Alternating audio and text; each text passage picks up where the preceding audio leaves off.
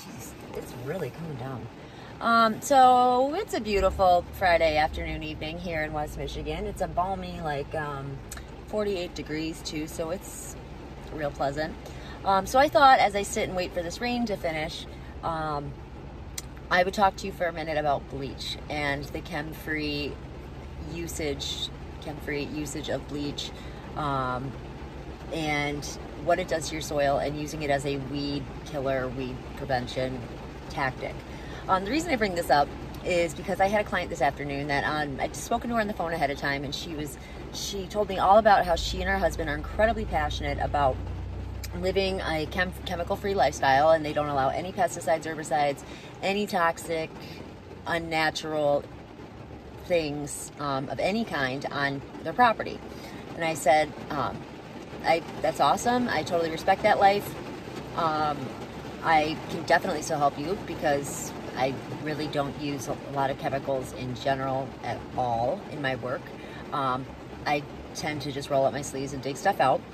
But anyway, so I head out there today, and she's telling me, and we weren't dealing with poison ivy today, we're actually dealing with a giant black locust bush. And if you're not familiar with black locust, they're an invasive species here to Michigan in the U.S., but they, and they wouldn't hurt us, well, actually they could, because they have these thorns that are, I'm not kidding you, like, they're nasty little things. And on top of that, their black locust is actually toxic to a lot of animals like horses. So anyway, she wants this puppy out. And she's telling me, like, I've tried to kill it with everything I can. And there's definitely, like, options out there. A lot of people use, like, the vinegar, salt, and Dawn dish soap option. But she's telling me that she's like, I've tried absolutely everything, every chemical-free alternative there is. I even dumped an entire, she's like, you know, I even dumped an entire gallon of bleach on it. And I said, bleach? I wish I could have seen my face in that moment, because I have a terrible poker face. And when she mentioned bleach, I was like, I said, you use bleach? I assumed that being chem-free. And she said, well, bleach isn't a chemical. It is. It's definitely a chemical. It's actually, by definition, a chemical, because it's essentially three ingredients that is synthetically bonded or created in a lab, which that's, I mean, a chemical by nature is something that is produced or purified from its original form, something that wouldn't occur naturally in the earth. And bleach, like household bleach, is basically, well, water, of course, but it's a 3 to 8% concentration of sodium hypochlorite. And then I believe it's sodium. Nope, it's not sodium. It's high. It's a peroxide-ish. There's one other. It's another chemical that is used. I'm blanking on the name right now. That is, it's to prevent the decomposition of the product. So yes, it's a chemical, number one. Now, relative to other herbicides that are on the market, let's say glyphosate, which is the main chemical that's in most, herbicides that you buy at the store. It's definitely, I mean, bleach, we don't have any studies that show that it causes cancer, where we do with glyphosate. We have significant studies that show that glyphosate causes cancer. But the biggest dangers when using bleach typically are, ingestion. There's a study done a few years ago where, obviously, if you drink bleach, you're probably going to get sick, and especially children in particular, and animals. Don't allow your children to drink bleach. Shouldn't have to tell you that. But the other risk is when people mix it with other household cleaners and produce, like, holy cow, it is raining. It produces gases that can be fatal to us. So don't ever mix that. Don't ever mix bleach with any other cleaner, and don't drink it. Again, I shouldn't have to say any of these things. But getting back to it as a weed killer. Now, how it works with weed, I mean, if you think about it, bleach, yes, it bleaches, removes color by basically breaking down the color compound on whatever surface it gets dumped on. But it also it's known for its amazing, the reason I love it is its antimicrobial properties. So it kills everything, pretty much. COVID, flu, H1N1, bird flu, swine flu, any other flu. But which are some of the strongest viruses that we have on this planet.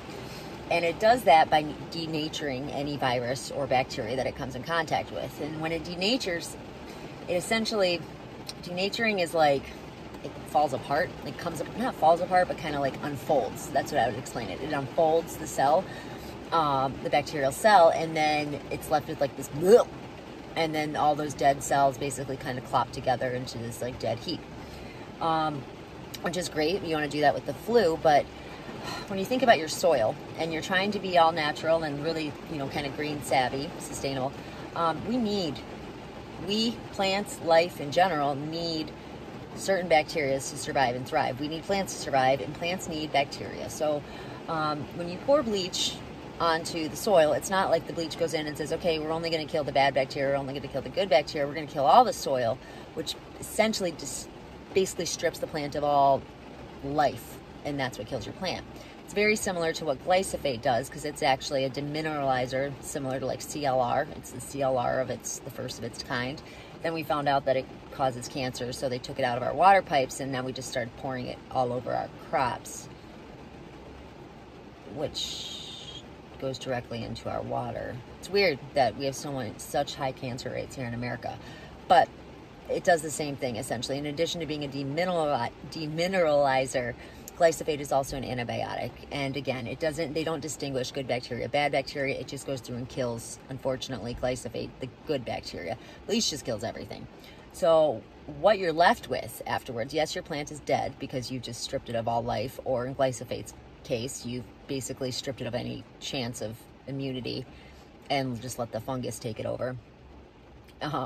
But you're left with this dead spot of soil, and where nothing lives. So, and if you've done this in the past, it's not a huge deal. But if you think about all the time that we spend like composting and like worm castings and all those things that we do to our soil to try to add nutrients, those nutrients that we are actually adding are bacteria. So we need those. So if you've done this and maybe it killed your plant, maybe not, there's other alternatives, and I'll make more videos on those. But if you have poured bleach on your soil, and you're wondering why maybe your stuff won't grow or anything else, couple things you can do would be, if you have access to worm castings or worm castings, castings, tomato, tamale, or worm casting tea. I make it and brew it myself, and I sell that locally here. Otherwise, you can buy my worm castings as well online. Just go ahead and look me up at thatpoisonivychick.com. But other things like manure, compost in general is awesome. Whether you can do a hot compost, cold compost, the set it and forget it method with the cold compost. Hot compost involves a manure of some kind, a omnivore, not an omnivore, a plant eater only manure. But there's even, there's people, if you're really into it, you can even get into the humanure, which is HUMAN manure, waste products. But there's so many different options out there. Whatever you want to do some research on it. Just add that bacteria back to your soil. Give it a chance to, again, survive and thrive. And if you want to use bleach, use bleach. I use bleach. But I think we should all just unanimously agree that bleach is a chemical. Anyway, hope you're having a good dry day. Talk to you soon. I'm Andrea Lange, that Poison Ivy Chick. Go ahead and like this video and subscribe if you want to learn more. Take care.